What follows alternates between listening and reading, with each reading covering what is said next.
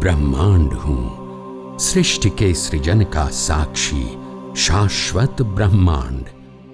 महादेव शिव मेरे जनक हैं, उन्होंने मेरी परिकल्पना की है। वही मेरे रचयिता हैं और वही मेरे संचालक हैं।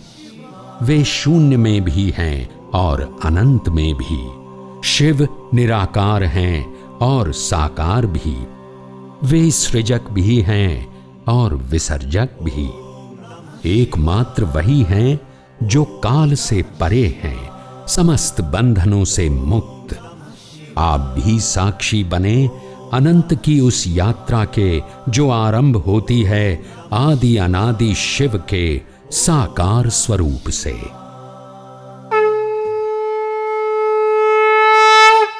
मैं निराकार हूं, मैं ही ओंकार हूं। मैं साकार भी हूं, मैं ही जगत का कारण सत्ता हूं। हर आचार, विचार, विकार, आकार से मुक्त मेरा अस्तित्व तब से है जब कुछ नहीं, शून्य था, केवल शून्य। तब न धरती, न आकाश, न अंधकार, न प्रकाश, न ग्रह, न नक्षत्र, न रंग, न रूप, न रिद्धि, न सिद्धि, न भोर, न निशा, और न तो कोई दिशा। ब्रह्मांड शून्य, केवल शून्य। और तब ध्वनि एवं प्रकाश का आवरण पहनकर साकार हुआ।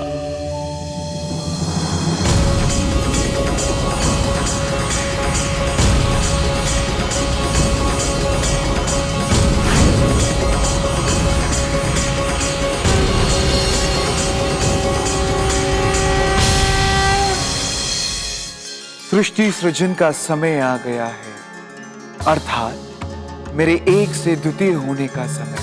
अतः अब मुझे अपने अंदर समाहित शक्ति को जागृत करना होगा, अपनी शक्ति को प्रत्यक्ष रूप से सामने लाना होगा। हे आदि शक्ति शिवा, हमारी लीला का समय आ गया है। हम जानते हैं कि आप हमारे श्रीअंग से कभी अलग नहीं हुई।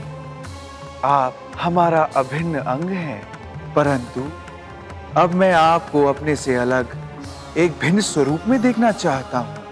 हे स्वरूप भूता, मैं आपका आह्वान करता हूं। प्रकट हूं देवी, प्रकट हूं।